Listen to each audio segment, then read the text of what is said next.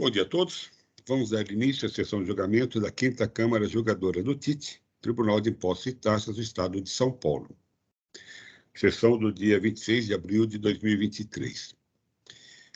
Inicialmente, vamos analisar o processo 41.16.837. Trata-se de recurso de ofício e recurso ordinário, em que a autuada é a Companhia Piratininga de Força e Luz. Já foi feita a sustentação oral na sessão do dia 12.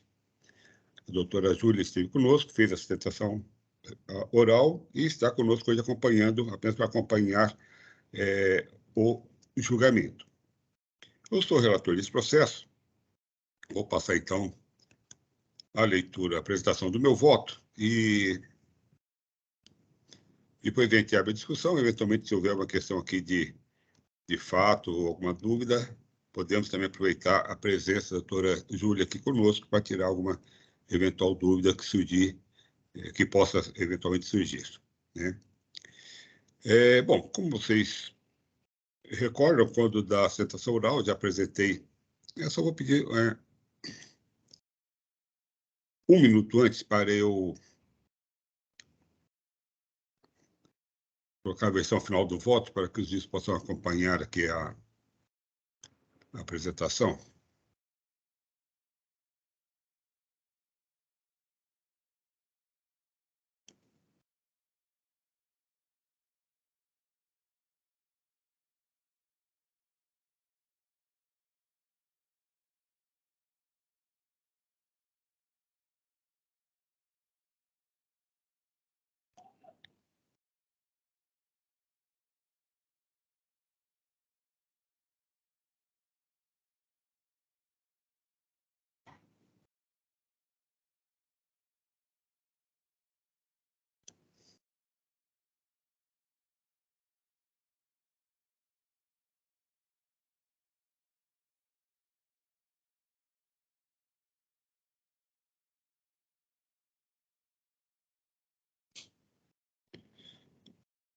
Muito bem, a versão editada com melhor apresentação já está disponível aí para os juízes acompanharem a leitura.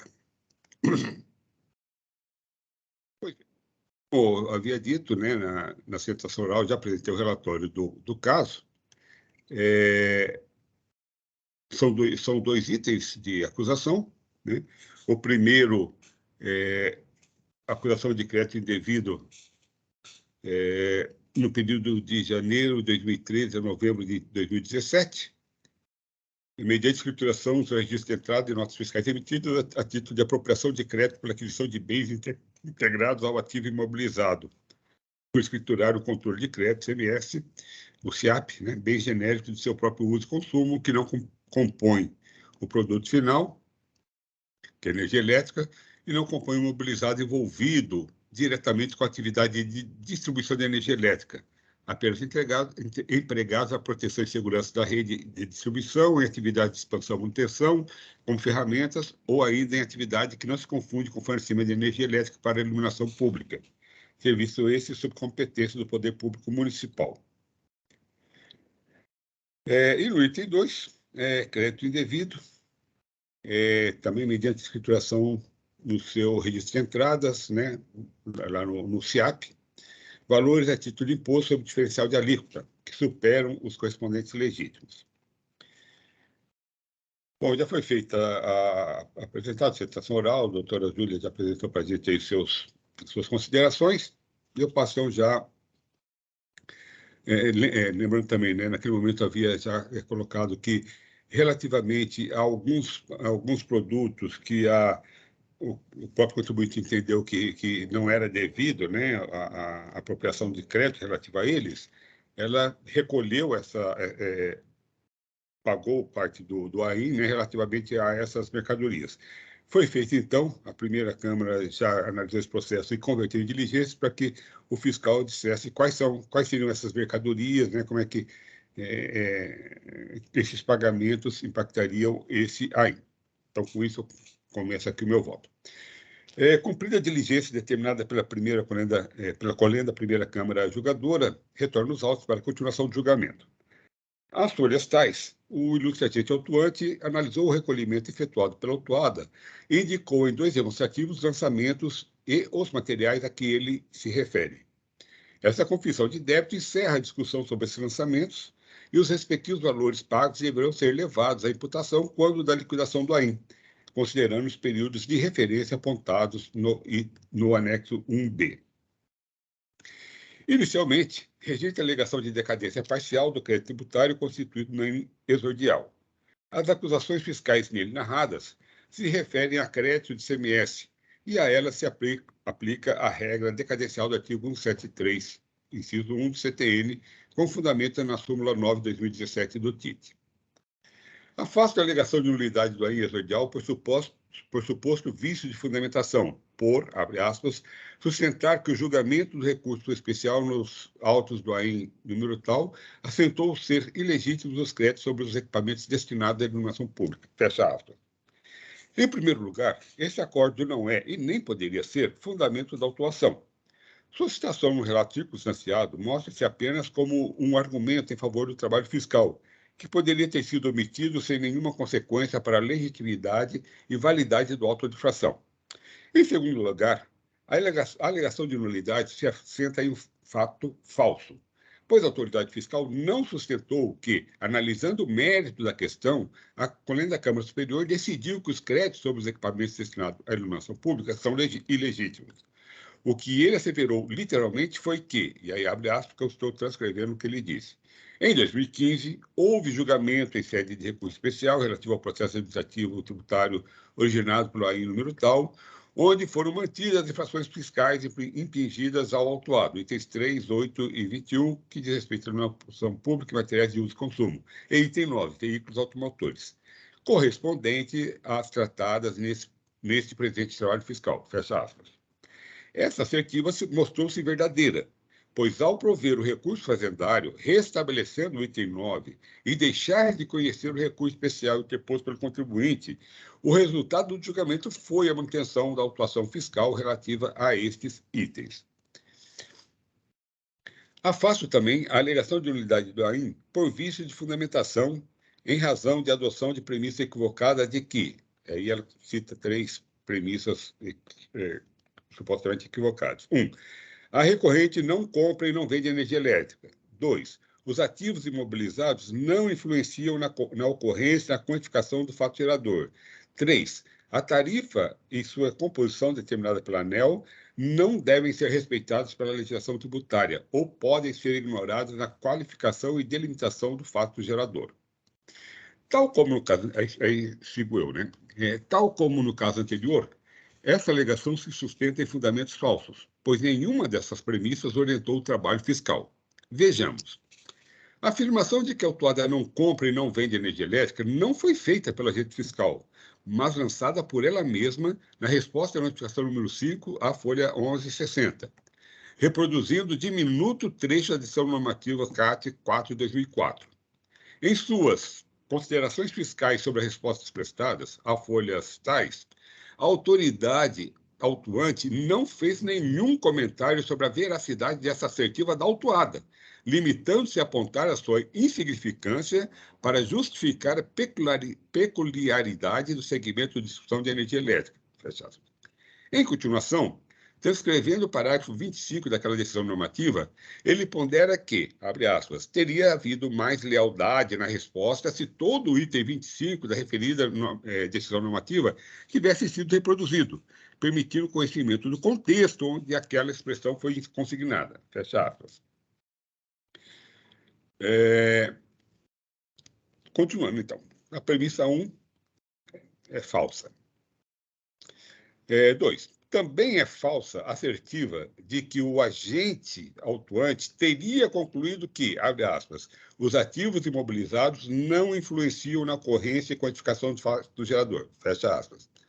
O cristalino entendimento esposado por ele foi exatamente o contrário. Os ativos que participam diretamente da ocorrência do fato gerador conferem direito a crédito de CMS, e aqueles que não participam ou se relacionam com ele indiretamente não conferem esse direito, confere esse direito. E acrescenta que todos eles participam da formação do preço da mercadoria, impactando a quantificação da base de cálculo. E aí, mas nem por isso, né, palavras dele, a legislação tributária lhes garante direito ao crédito de imposto suportado quando da aquisição desses bens. Fecha aspas.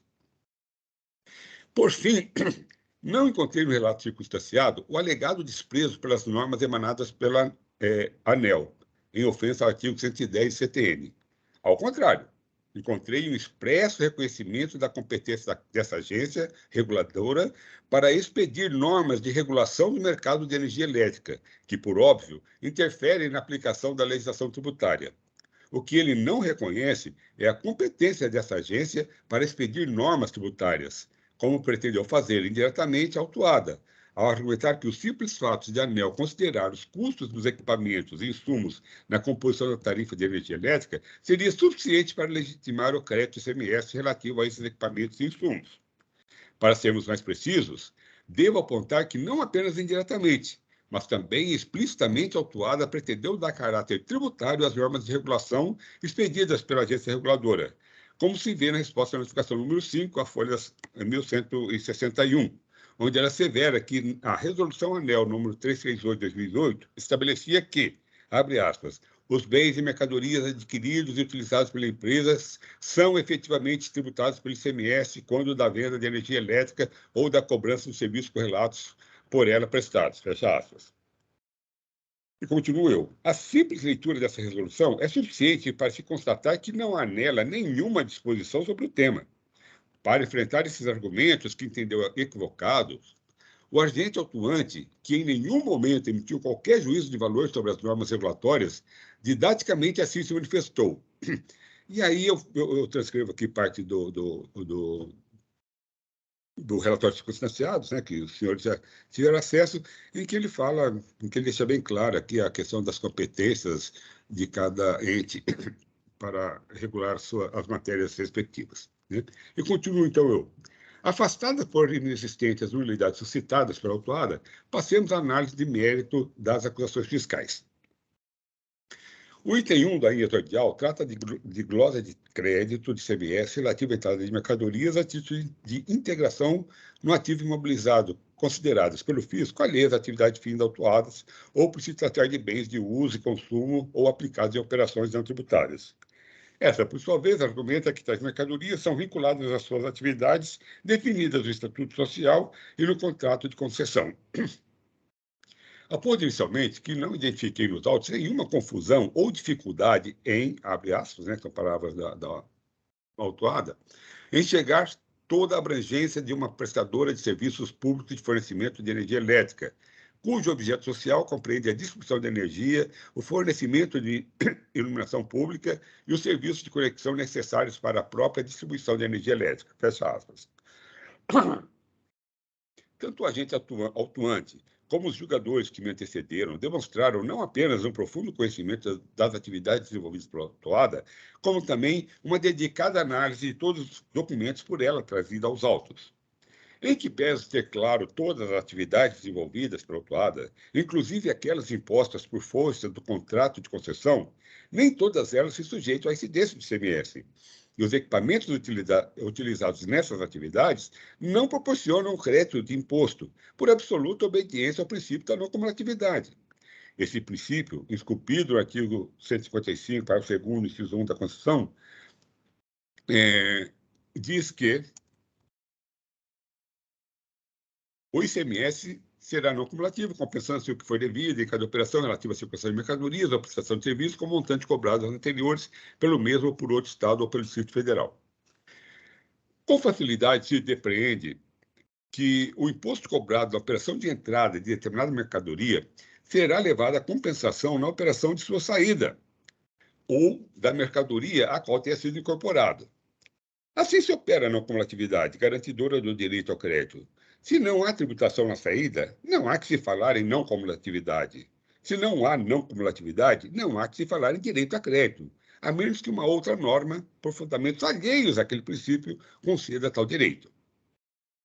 Resta para a solução das controvérsias determinar determinar quais as mercadorias elencadas nos anexos, nos demonstrativos anexos 1 e 2, as folhas tais, foram empregadas na atividade fim da autuada, que sofreu incidência do CMS, pois o artigo 20 da Lei Complementar de 87 de 96 concede o direito ao crédito do ICMS incidido sobre os bens do ativo permanente, mas ressalva que, em seu parágrafo 1º, que não dão direito ao crédito as mercadorias alheias às atividades do estabelecimento. A atividade fim da autuada é o fornecimento de energia elétrica e, para seu desenvolvimento, ela se utiliza das redes de distribuição dessas mercadorias, composta de postes, cabos, transformadores, etc. A vinculação de um determinado equipamento à atividade fim há de ser reconhecido em termos de prova, ou seja, casuisticamente, segundo a realidade das atividades desempenhadas pelo contribuinte. Nesse contexto, caberia à autuada, que alega ter o direito ao crédito, comprovar esse direito. Com esse objetivo, ela apresentou as folhas tais, e aí eu cito todas elas, fichas de especificação técnica dos materiais e equipamentos utilizados em suas atividades. Essas fichas, no entanto, são inúteis para aquele mistério. Embora sejam bastante detalhadas sobre os padrões a serem atendidos por seus fornecedores, elas não trazem nenhuma informação sobre o local e a forma de utilização do produto em suas atividades. O laudo técnico para materiais e equipamentos para redes de distribuição e subestações, junto às florestais, é bastante elucidativo sobre os materiais e equipamentos utilizados pela autuada, mas traz informações sobre apenas alguns poucos itens dos produtos aqui discutidos. Aqui só um parênteses que, na verdade, o conjunto probatório aí, com relação a essa atividade da autuada, ela apresentou dois conjuntos, vamos falar dois grandes conjuntos de documentos. Então, um é realmente bastante extenso com relação à especificação técnica dos materiais e equipamentos, né, que se prestam para os fornecedores desses materiais, né, mas não traz nenhuma informação efetivamente sobre a utilização desse material na sua atividade, mas há, sim, além desse conjunto, né, que eu entendo que não ajuda em nada, há um outro laudo técnico, né, que aí sim ele é detalhado, mas aí ele também é bastante específico na questão das redes de distribuição, né? Então ele vai abarcar apenas parte dos equipamentos que estão sendo discutidos aqui, que são aqueles que compõem a rede e seus acessórios, né, como para-raios, tal, que estão também na autuação. Mas ele não vai falar nada sobre mais da metade dos materiais que estão sendo discutidos aqui. Então, para ficar claro, é a questão das provas aqui. Continuando, então, agora na leitura do voto. Da análise desses documentos, produzidos pela autuada, e pela resposta à notificação número 5, as florestais, é possível concluir que a glória de créditos recaiu apenas sobre mercadorias que não são utilizadas na atividade fim do estabelecimento tributado pelo ICMS, que é a distribuição de energia elétrica. O agente autuante corretamente enquadrou os capitéis e chumbadores como materiais de construção, pois a própria autuada informa que o capitel aí eu abro aspas, né, utilizado para auxiliar na construção, instalação, aterramento das subestações de energia elétrica e fecha aspas, e que o chumbador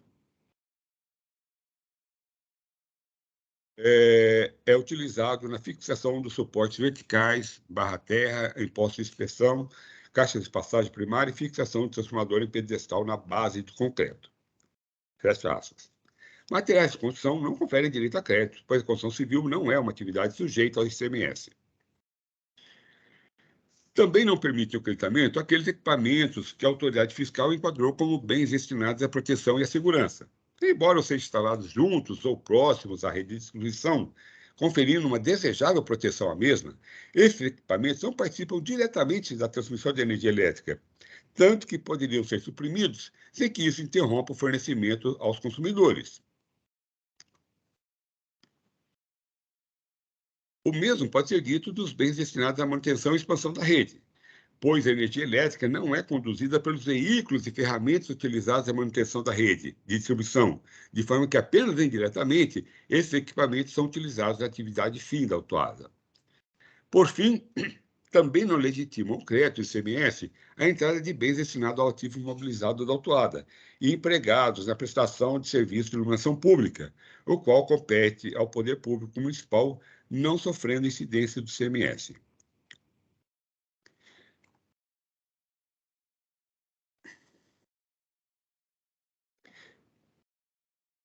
Eu vou...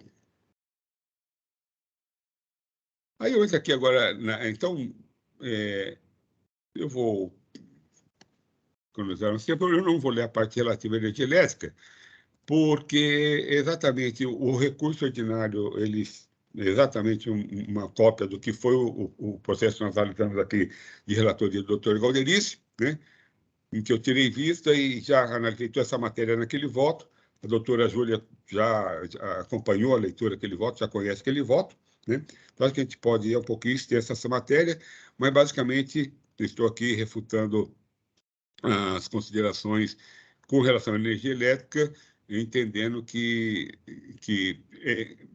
por não ser uma atividade sujeita à incidência do ICMS, ela não confere direito ao crédito também nessa matéria.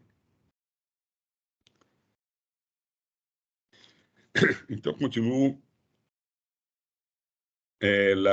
lá concluindo. Então, concluindo, né, o item 1, os créditos glosados pelo fisco se referem a materiais de uso e consumo da autuada e a bens do ativo imobilizado utilizados em atividades não compreendidas no campo de incidência ICMS, que, por esse motivo, não geram direito a crédito de imposto, restando perfeita a acusação fiscal.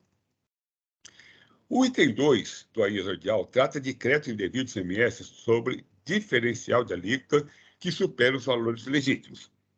A acusação se refere a mercadorias discriminadas em 3 notas fiscais, em relação às quais a autuada tomou créditos acima do permitido.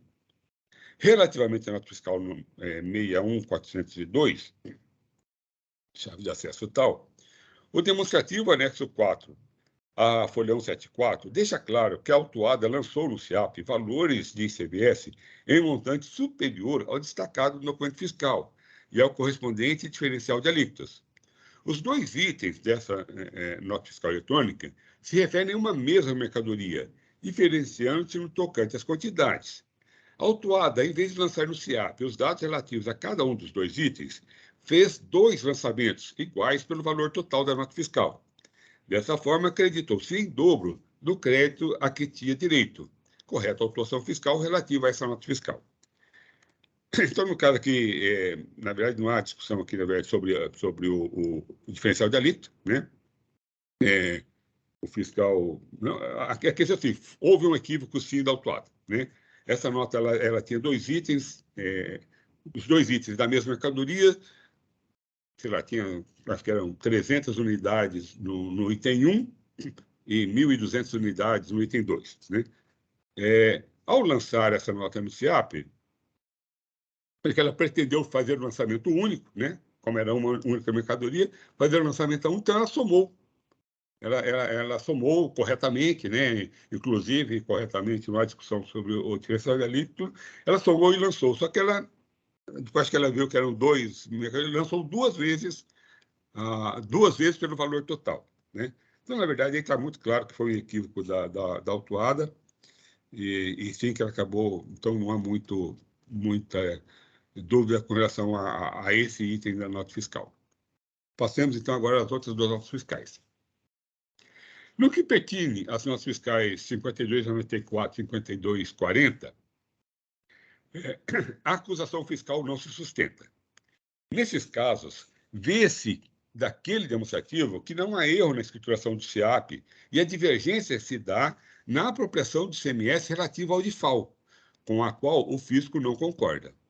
No entanto, o autor do feito não apresentou os motivos por que não seria devido o pagamento do diferencial de alíquotas nesses casos, nem indicou qual seria a alíquota interna da mercadoria discriminada nesses documentos fiscais. Note que é o fisco que está alegando uma regra de tributação excepcional, cabendo-lhe, então, demonstrar sua adequação ao caso em análise. Ele nada trouxe e, tal como lançada, a acusação fiscal impede o exercício da ampla defesa pela autuada. Por esse motivo, a exigência fiscal relativa a essas 2 notas fiscais deve ser cancelada. Por fim, merece acolhimento o pleito da autuada, as folhas tais, de limitação dos juros de mora aos índices da taxa Selic, pois isso encontra-se conforme o novo enunciado da súmula 10/2017 deste egrégio tribunal. Pelos motivos expostos, conheço de ambos os recursos, Provejo recurso de ofício para restabelecer integralmente o item 1 da linha exordial e dou parcial provimento ao recurso ordinário para cancelar a exigência fiscal relativa às notas fiscais 5294 e 5240, discriminada no item 2 do AIM, e para limitar a cobrança dos juros de mora, taxa Selic. Senhores, esse é o meu voto, que eu coloco aí a apreciação dos senhores. Só um minuto antes, acho que o doutor Galderize vai se manifestar. Aliás, se alguém quiser se manifestar, pode fazê-lo, que eu vou só, como eu fiz algumas pequenas correções aqui durante a leitura do voto, eu vou só copiar aqui essas correções lá para o voto antes de registrá-lo. Então, o processo é em discussão.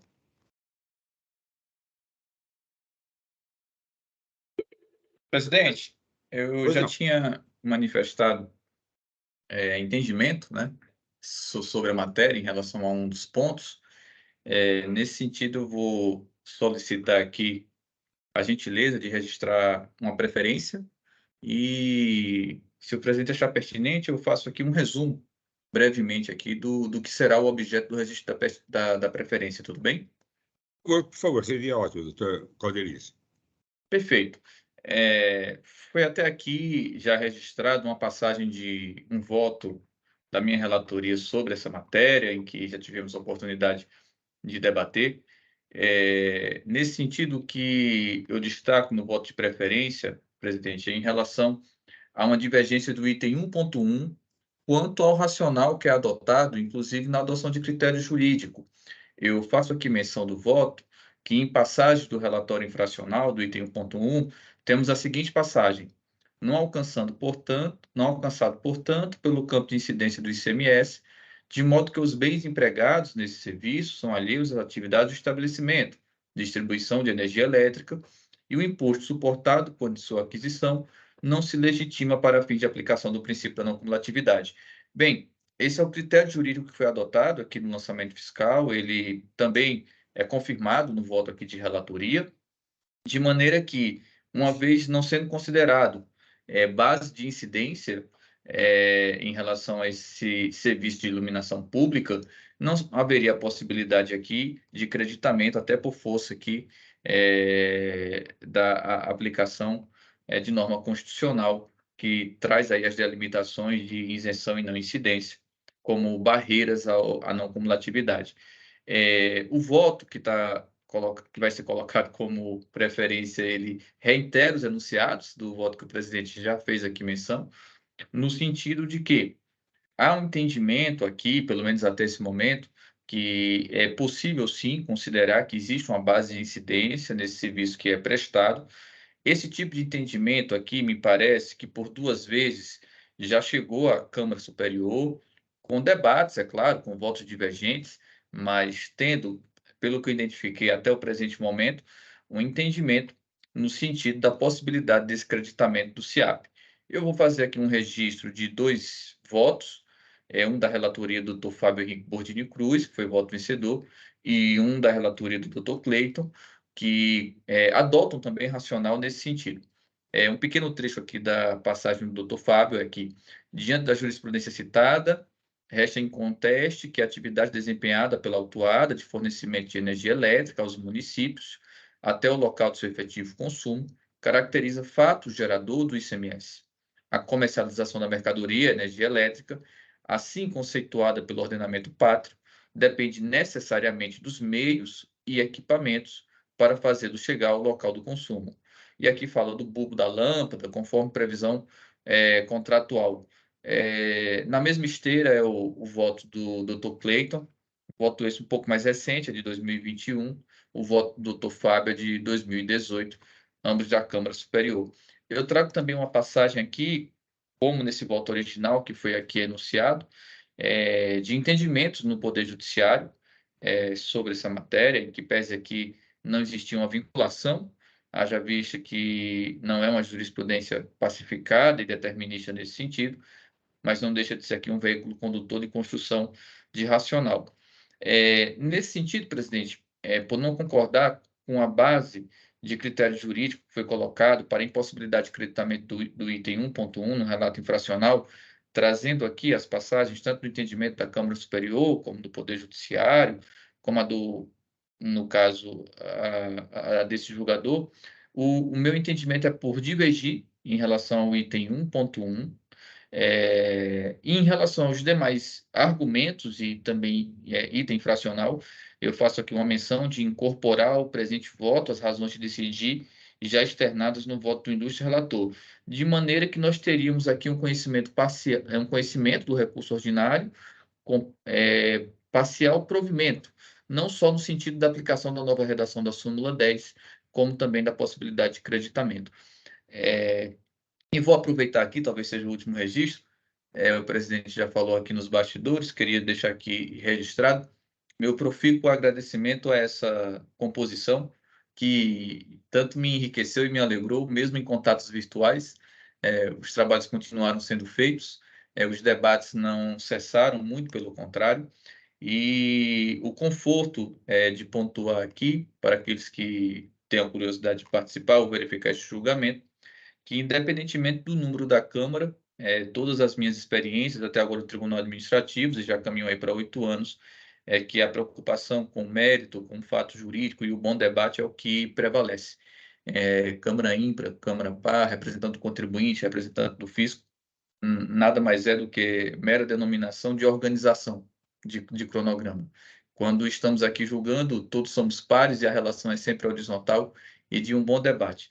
E sendo aqui a minha última participação, deixar o registro aqui da condução, especialmente da presidência, que sempre nos deixou muito confortável para trazer o que tem de entendimento sobre a matéria, para trazer um bom debate e prestar aqui o máximo de efetividade que o contencioso administrativo deve fazer.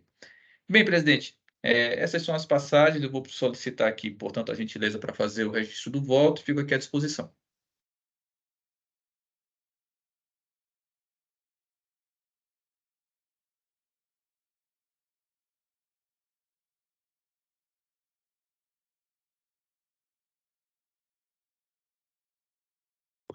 Consegui aqui ligar o som aqui de novo. Obrigado, agradeço pelas palavras.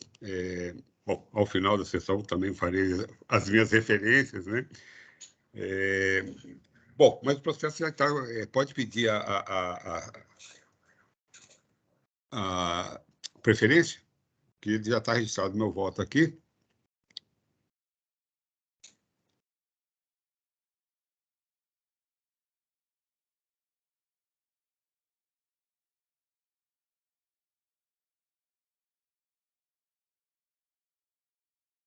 Já está liberado, doutor Galderice.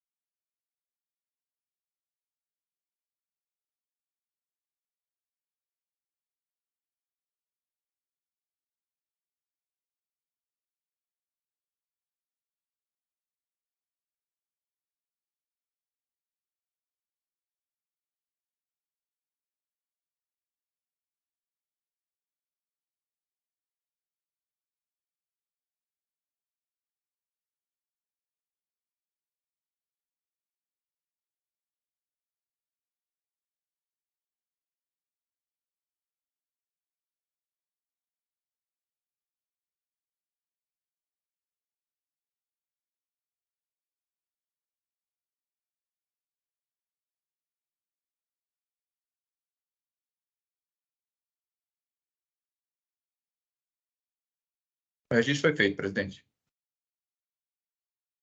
Obrigado. Só um minutinho aqui.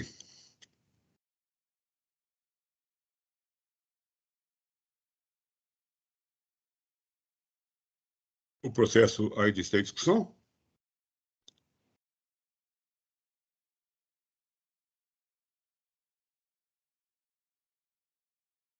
Não havendo, então, intervenções, então,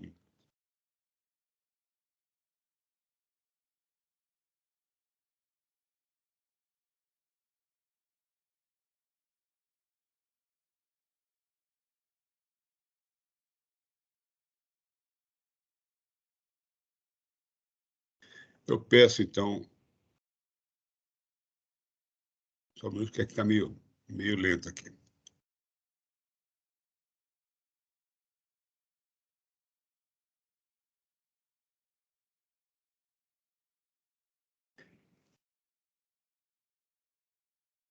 O pessoal, o doutor Rui e a doutora Raquel, que confirmem a presença.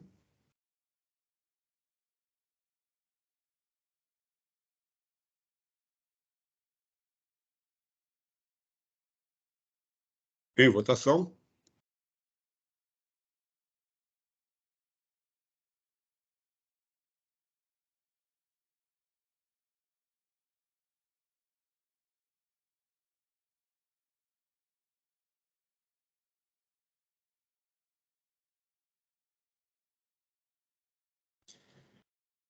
Muito bem. Então, tendo ocorrido o empate, né, 2-2 na votação, o desempate se dá pelo voto do presidente. Então, com isso, deixa eu só aqui já registrar a companhia, parcialmente provido.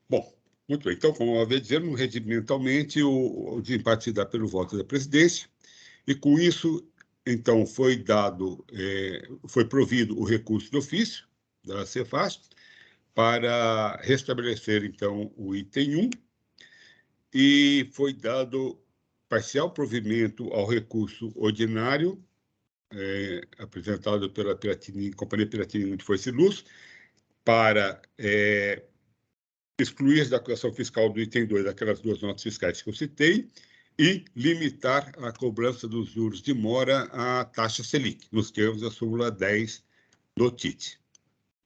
Agradeço mais uma vez a presença da doutora Júlia, que esteve conosco acompanhando o julgamento.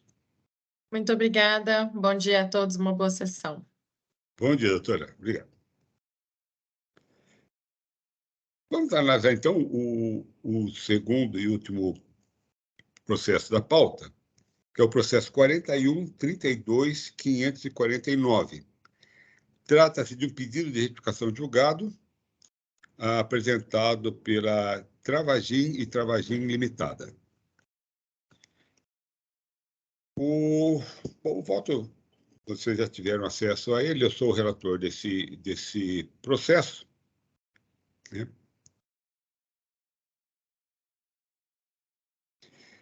Bom, inicialmente, a questão são o AIN trata de 4 acusações fiscais. Esse processo já foi analisado por essa Câmara, né? No mandato anterior. Eu fui o relator desse processo também nesse primeiro julgamento, né? No julgamento do então recurso ordinário da Travagin, né? E, na verdade, então, ela se surge aqui com esse pedido de retificação de julgado. Naquele momento, a Câmara analisou a questão e negou o provimento ao recurso ordinário, né? E a discussão aqui se dá, na verdade, com relação à sustentação oral. Naquele momento, ela havia solicitado, pleiteado a possibilidade de realização da sustentação oral, foi concedida, mas ela esteve ausente, né? Ela não compareceu, e eu registrei isso no voto, né? A ausência do contribuinte para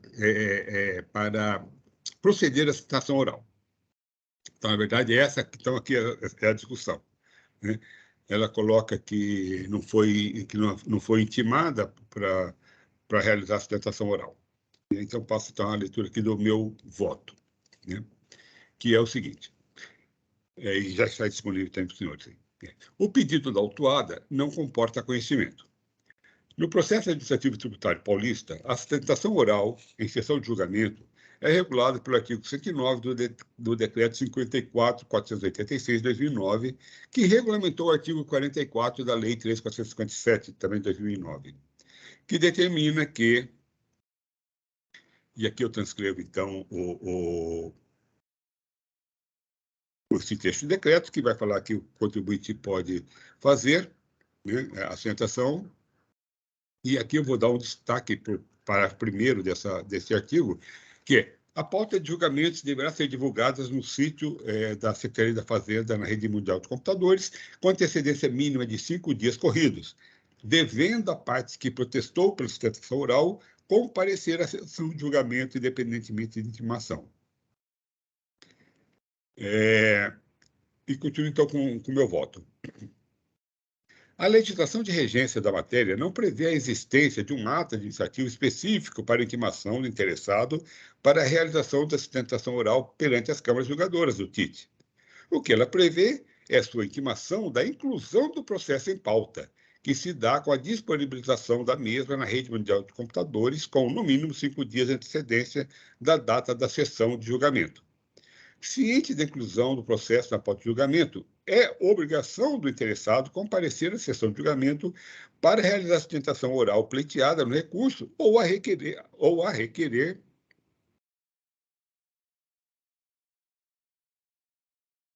diretamente ao presidente da Câmara antes de iniciado o julgamento de seu processo. A Folha Tal verifica que em 20 de maio de 2021 foi divulgado no sítio da Fazenda, da Secretaria da Fazenda na Rede Mundial de Computadores, que o presente processo foi incluído na pauta de julgamentos dessa Câmara da Câmara no dia 27 de maio de 2021. Cumpriu-se, assim, todo o rito regulamentar previsto na legislação para a garantia do direito da peticionária de sustentar suas razões de defesa perante este órgão de julgamento. Concluindo, tal como apontado na edição combatida, a autuada foi regularmente notificada da inclusão do presente processo na pauta de julgamento, e a sua ausência na sessão de julgamento de seu recurso, é fato incontroverso. Assim, ausente qualquer erro de fato da decisão retificanda, fundamento legal para a admissão da espécie, não conheço o pedido de retificação julgada apresentado pela autuada. Então, senhores, esse é o meu voto. Deixa eu só aqui colocar aqui o requerer aqui.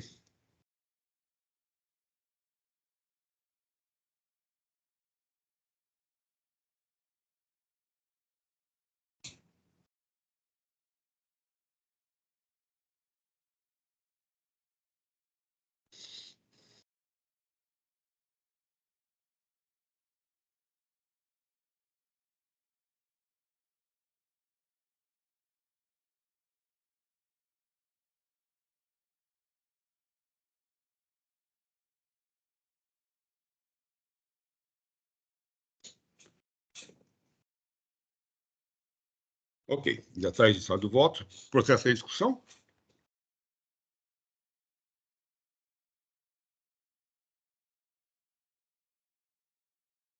Não havendo, então, intervenções a respeito, eu peço aos presentes que confirmem a presença para a verificação do quórum de votação.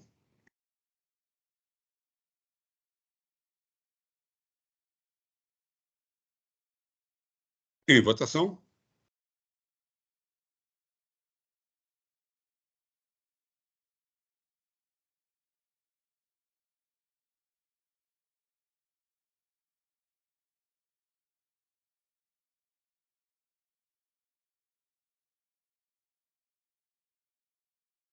Muito bem, então, por unanimidade, o pedido de retificação de julgado apresentado pela Travagin Limitada não foi conhecido.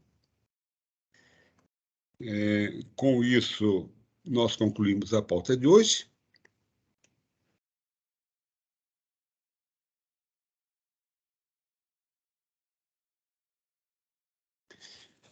Concluímos a pauta de hoje, agradecendo a participação de todos, em especial do representante fiscal, né, o Marcelo, que está com a gente aqui hoje.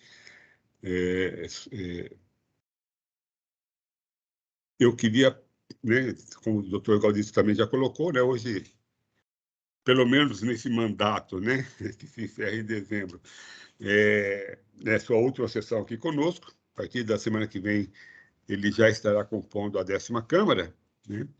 E queria aqui externar, né, obviamente, várias vezes já deixei muito claro isso, o prazer de ter, né, não, obviamente, toda essa composição muito bem afinada, né, com bom entendimento, tranquilo, né, com toda a Câmara, todo um debate muito produtivo, muito pacífico, né? Intenso às vezes, né? Como tem que ser qualquer debate, né? Senão não seria debate, né?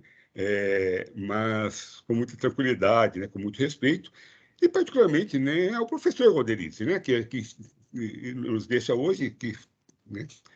E quando coloca o professor, não apenas porque ele é professor, mas também porque a sua posição aqui na Câmara sempre foi, né, foi de muita instrução, né? Foi muito orientadora, foi de sempre compartilhar conosco, né, o seu entendimento, os seus ensinamentos, num tom didático, né, professoral, que facilita muito o entendimento das suas ideias, né? Então, particularmente, né, um agradecimento especial ao Dr. Galderiz por esse tempo que esteve conosco aqui, né, durante esse mandato, e desejando a ele muita sorte, né, com certeza lá na 10ª Câmara também, estará bem, também é uma Câmara muito tranquila, uma composição muito boa, né? Então, com certeza também vai se adaptar muito facilmente e muito bem àquela Câmara também. Então, meu agradecimento a todos, particularmente ao Dr. Galderiz, com o qual eu encerro. Então, se alguém quiser fazer a palavra, usa a palavra. Se não, então, dou por encerrado a sessão de julgamento da 5ª Câmara de Julgadores do TIT, sessão do dia 26 de abril de 2023. Eu peço, então, ao Oswaldo que interrompa a gravação da sessão.